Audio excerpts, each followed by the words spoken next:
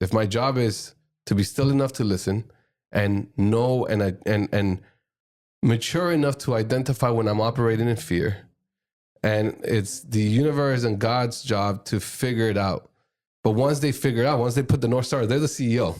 Once they say, here's where you should go, then I got to have the courage to go move cities or leave jobs to change to another job. Then that's the part where I think the difference between people is that some people are courageous. Tom Brady on the field beats you in fourth quarter because the emotional, that kicks in and creates the fear and creates the mistakes and creates the anxiety. Going back to feeling uncomfortable and all those emotions that you just mentioned kick you into hyperspeed. Yeah. And gets that adrenaline going that we talked about earlier. And you end up performing better than what you're probably thinking you are not in control. Yeah. Probably, and playing horribly, and you're actually probably playing the best. Yeah. Which tells you that your mind will psych you out. And that plays into the fight or flight theory that is also, ingrained in law enforcement. Yeah. Which is, again, my background. Yeah. So it's all of that background and training and that also is applied to my daily work. But in the process of doing all this work on yourself and obviously maturing as a man, have you been able to identify kind of the trauma triggers that have come up and we'll talk about Will because we had the pleasure of working together in that amazing interview about Beautiful Scars. But in Tantrum, he talks about, my inner child is throwing a tantrum. Have you been able to identify that in yourself? Like when your filter of the trauma that you might have experienced as a kid or as a young adult kicks in and you realize, oh, this is my inner child playing a tantrum. For sure. I'm very conscious of others' feelings and how people will forget words, but people will never forget how you made them feel. It's a constant thing that I'm always working on.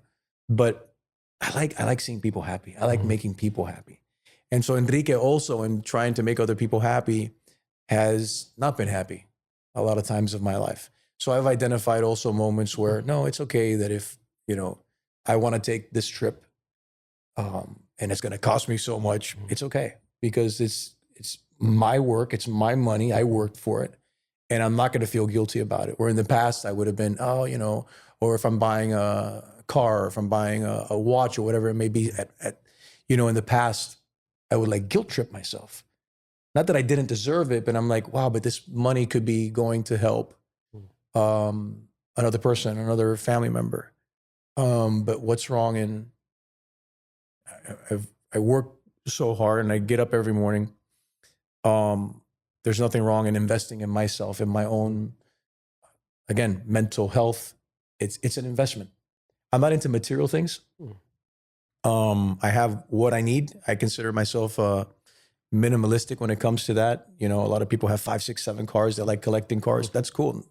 I'm just, the way my brain works, if I have more than one car, I worry about okay, where's the car charger and what car is it in and where do I leave, if I have my hat. I'm just very that way. So everything in my life is that way. My closet, I have, my shirts organized. And if I have something that I don't use, I don't like having it even in my house. I'll donate it. I'll find a way. I'll find someone to make use of it. And, but in that, I'm in a constant, not battle, but I think it is a battle. Now that I think of it, I'm in a constant battle to make my life easier and eliminate the drama and the stress. Again, because I live a very noisy life because of the work I do. So when I get home, I want peace. See, I want a little bit of that balance. Yeah, I understand what you're saying and it's more about frequency, and it makes sense. I want to be on the right frequency. I want to try to find, although balance is never, you're going to find the perfect balance, but I try to balance my day with work, play, my responsibilities, and me being silly. I consider myself a silly guy. I like laughing at myself. I like laughing with my friends and having a good time and not taking myself so serious, because sometimes the line of work that I do is very serious. part of the journey to that I've learned. My spiritual leader asked me once. He said, Lex, you have a given heart. You're really passionate about helping people. You are always thinking about how to facilitate someone else's life, and you give from a pure heart. So the question is, why are you giving? And I was like, for all the same reasons you just talked about. I said, no. Do you identify when you're giving? If you're giving because you feel the need to fix the fear, to fix acceptance, to feel because, and I was like, well, how do I know this? And I said, well, you ever given to someone and then when you needed them, they don't, they're too busy or they call you back, or maybe you gave them a Rolex and they gave you a Casio and you start feeling like, man, why is that person acting like that with me? He's like, you were giving when you were feeling good, but when you're contracted and you don't feel good, all of a sudden it's very easy to be like, oh, bro, I'm not calling that person back. He didn't call me back. I helped him do this and he didn't even come. Like, it's like, wait. Were you given that because you wanted something in return, or you given? And reanalyzing that in my life as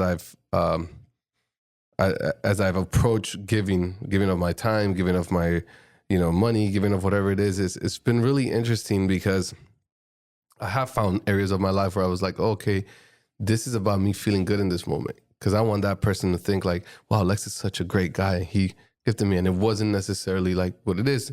Because the second thing he said to me was like, stop trying to save people. People don't need saving. You're preventing life from showing them the lessons when you kick in, and you kick in trying to save them your way.